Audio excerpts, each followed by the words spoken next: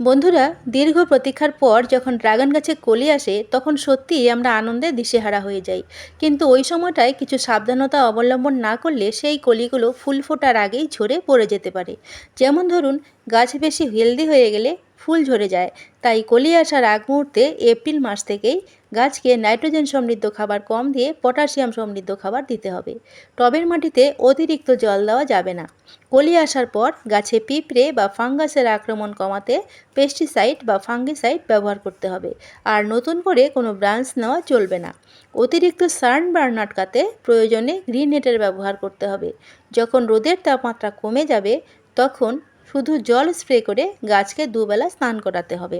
এত সব করার পরও কিছু কলি ঝরে যেতে পারে, তবে সেটা প্রাকৃতিক কারণেই হয়। প্রত্যেকটা গাছের ক্ষেত্রেই দেখবেন প্রচুর ফুল ফল আসলেও কিছু ফুল ঝরেই যায়। এটা একেবারে ন্যাচারাল ব্যাপার, আশাহত হওয়ার কিছু নেই।